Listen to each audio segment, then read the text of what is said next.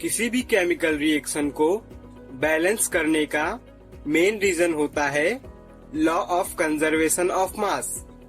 Law of conservation of mass जो कहता है in any chemical reaction mass neither created nor destroyed.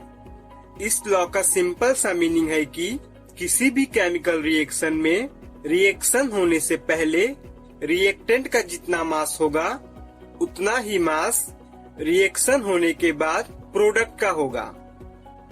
Law of conservation of mass का मतलब है किसी भी रिएक्शन में रिएक्शन होने के बाद प्रोडक्ट का मास रिएक्टेंट के मास के कंपैरिजन में ना ही तो क्रिएट होता है, मतलब ना ही मास बढ़ता है, और नाइदर डिस्ट्रॉय मतलब ना ही तो मास घटता है। पूरी कहानी का सिंपल सा मीनिंग है law of conservation says that mass of product is equal to mass of reactant, और यदि दो या दो से ज्यादा प्रोडक्ट या रिएक्टेंट हो तो total mass of product is equal to total mass of reactant. और जब भी ये लॉ किसी केमिकल रिएक्शन पर लागू नहीं होता तब हमें उस केमिकल रिएक्शन को बैलेंस करना आवश्यक होता है, जिससे chemical reaction law of conservation of mass को फुलफिल करे। चलिए law of conservation of mass और बैलेंसिंग ऑफ केमिकल इक्वेशन में क्या रिलेशन है इसे एक एग्जाम्पल से समझते हैं। तो इसके लिए हम एक केमिकल रिएक्शन का एग्जाम्पल लेते हैं, जैसे कि बर्निंग ऑफ कोल। कोयले को जलाने पर, कोयले को बर्न करने पर होने वाला केमिकल रिएक्शन। तो कोयले को जलाने पर होने वाला केमिकल रिएक्शन होगा जब हम कोल मतलब कार्बन को एयर के प्रेजेंस में, मतलब ऑक्सीजन के प्रेजेंस में बर्न करते हैं, तब हमें प्रोडक्ट के फॉर्म में कार्बन डाइऑक्साइड गैस मिलती है। तो केमिकल रिएक्शन हो जाएगा C+O2 gives CO2।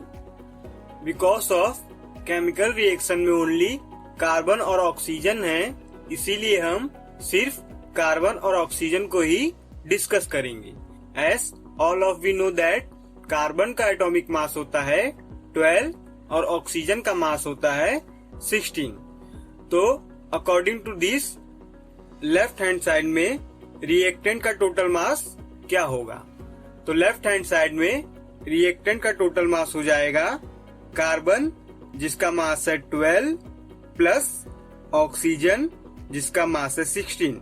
बट यहाँ पर ऑक्सीजन के 2 एटम हैं, इसीलिए यहाँ पे 16 इंटू 2 हो जाएगा।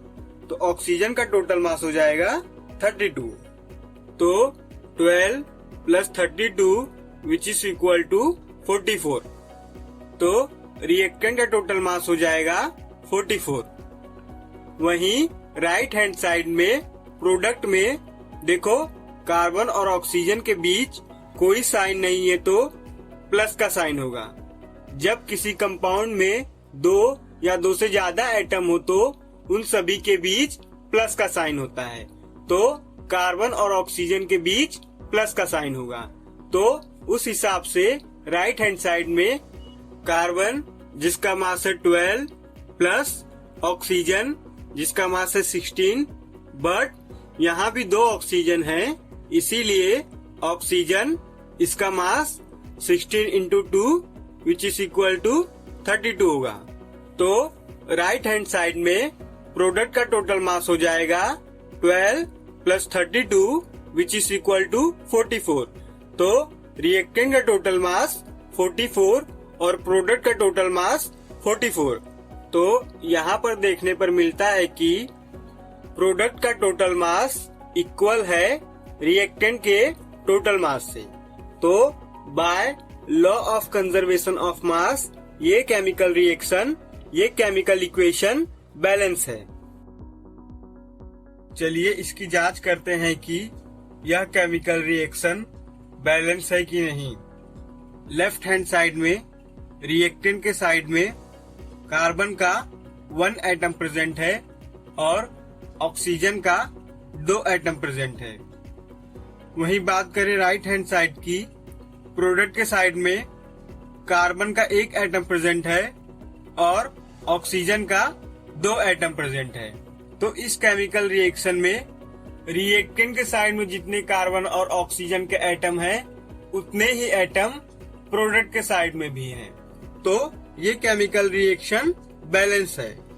इसका मतलब है कि हम ये कंक्लूजन ड्रॉ कर सकते हैं कि किसी भी बैलेंस इक्वेशन में number of atom remains same before and after chemical reaction.